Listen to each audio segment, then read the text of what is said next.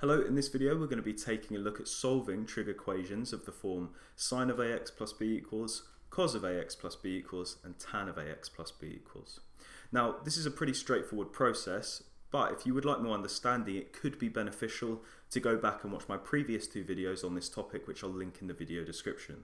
However, it's not essential and you'll still be able to solve these types of equations having watched this video if you haven't watched those first. I'll timestamp the three examples below so you can skip through and watch them if you just want to look at the examples straight away, but there's some quite nice visuals with the first example that should hopefully aid your understanding too. I'll link my website in the video description so you can go over there and navigate all of my videos in one place, and it's a bit easier than searching for them on YouTube. Thanks for watching. So let's start off by looking at this first question where we have to solve sine of 2x plus 20 equals a half, and we're solving it between 0 and 180 degrees.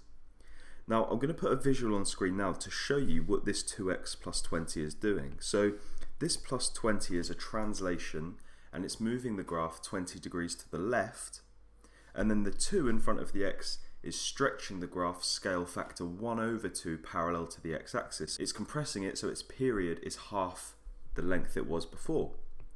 So let's think, what is the period of sine of x? Well, it's 360, and so the period of this new graph is half that length, so it's 180 degrees. Now when it comes to solving this equation, we're going to start off the way we have with all of the other trig equations we've looked at, and in this case, because we're looking at sine of 2x plus 20, I'm going to sketch the graph of sine, just the normal sine wave between 0 and 360 degrees, and let me label on a few key points. So I've got 180, 270 and 360. So the next thing I'm going to do is inverse sine of a half, and this is going to tell me what 2x plus 20 equals. So 2x plus 20 is inverse sine of 1/2, and you either know this value or you put it in your calculator, and that's going to tell you 2x plus 20 equals 30 degrees. Now if I zoom into the graph, we've solved where it equals a half, and we've got this value here at 30. But now if we think about the symmetry of the sine wave, well, we've gone 30 degrees to the right of the origin, so if I go to 180 and I go back 30, it's going to give me the same output somewhere else on the function and give me my second solution on this interval, and that's going to be at 80 minus 30, so 150 degrees. And so we get another solution. We get 2x plus 20 also equals 150 degrees. Now what we're going to do is solve both of these to make x the subject. And so we can do this by subtracting 20 from both sides. So that tells me 2x is 10, then dividing by 2, that gives me x equals 5. Let's do the same on the other equation. Subtract 20, we get 2x is 130. Divide by 2, we get x equals 65. So I'll put a visual on screen now that is going to kind of demonstrate what's happening. So by doing inverse sine of a half, we get the two solutions, 30 and 150. Then by subtracting 20 and dividing by 2, we're actually moving these points onto the translated curve that we're looking at. And you can see we get 5 and 65. Now once we've got these, we can use these two solutions, x equals 5 and x equals 65, to find all the other solutions to this equation. And the way we're going to do this is just by adding and subtracting the period of the graph to these solutions. So we have a solution at x equals 5, well the period is 180, so if I add 180 onto that, well I get 185, which is outside of my interval, so it's too large, so I'm not going to worry about that solution. If I subtract 180, then obviously I'm going to be below 0, so I'm not going to worry about that one. And it's the same with the 65 solution. If I add or subtract 180, I'll be outside of the interval, and so for this equation there's only two solutions. Let's now look at the second question, where we're solving cos of 1/2 x minus 10 equals root 3/2. So let's start off the same way as we did with the last one. What is the period of this function? Well, cosine of x has a period of 360 degrees, but this half in front of the x, well that's a stretch scale factor 1/1/2, so stretch scale factor 2, and so that's going to double the period of this function, and it's going to change the period from 360 to 720 degrees, so the period's doubled in length. The next thing we're going to do is draw a sketch of the graph of cosine of x, so just the original. So let's draw out the graph. So it starts at 1, goes down to -1, then back up to 1, and we can label on a few key points that I'll do now like this. The next thing we're going to do is inverse cosine of root 3/2, and that's going to tell us what 1/2 x minus 10 is going to equal. So that's inverse cos of root 3 over 2. Now you might know this value, or you can put it in your calculator, and that tells me that 1/2 x minus 10 equals 30. Now if we go and zoom in on the graph, we found the solution here at 30 degrees, and using the symmetry of the wave of cosine, well, I've gone 30 degrees to the right of the origin, so I can go to 360 and go back 30 degrees to get my other solution here at 330 degrees. And so what this tells me is that 1/2 x minus 10 also could equal 330 degrees.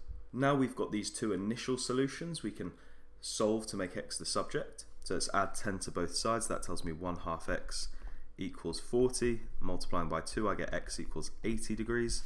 Let's do the same with the other side. Well, I'm going to add 10 to both sides. That gives me 1/2 x equals 340. Multiplying both sides by 2, I get x equals 680. So if we look at these two solutions, well, in the interval we're solving between, so 50 and 300 degrees, actually only one of these solutions is valid, x equals 80. You can see x equals 680 is too big, and so I would reject that solution, and I can do that by putting a cross through it. Now we could also check to see if there are any other solutions, and we would do this by taking the period of the graph and adding and subtracting 720 from the two solutions we found. But hopefully you can see if I add or subtract 720 degrees, it's not going to end up with a number between 50 and 300. And so there's only one solution for this question, and that's x equals 80 degrees. Let's look at the final example we're going to look at, and this is solving tan of 2x minus 30 equals 5 on the interval between 0 and 180 degrees. So let's think, what is the period of this graph? Well, the period of tan is 180 degrees. We've got a 2 in front of the x, which is a stretch scale factor 1/2 parallel to the x-axis, and so that's going to halve the period of our function. So the period was 180, if we half it, it's now 90 degrees.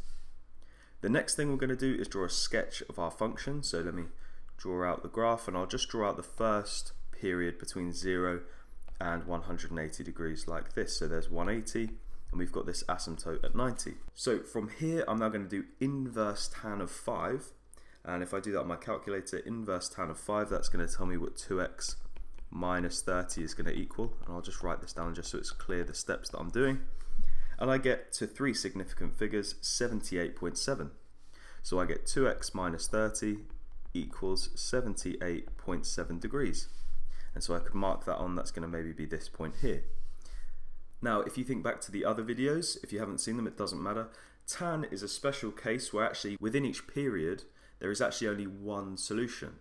So unlike with sine and cosine where we had to use the symmetry to get another one, once you've got the first solution with tan, you can solve straight away. So from here I'm going to add 30 to both sides, and this is going to give me 2x equals 108.7 degrees. Then I can divide both sides by 2 and get a solution of x equals 54.35. So let's do three significant figures, 54.4 degrees. Now we've got this solution, all we're going to do is add and subtract the period of the graph to this solution and see if we've got any more in that interval. So x equals 54.4 is a solution, it lies within the interval, so I'll accept that one. Hopefully you can see if you subtract 90 from it, it's going to be less than 0, so I won't worry about that one.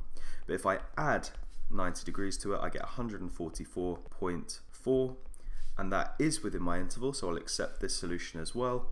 And if I were to add 90 degrees to that, well, it would be bigger than 180, and so I can stop there. I found both of the solutions. So hopefully this video was useful. If it was, do go over to my channel where I have loads of other maths tutorials. And you can also go over to my website, which I'll link in the video description, where you can see all of my videos in one place, and they're a bit easier to navigate as well. Thanks for watching.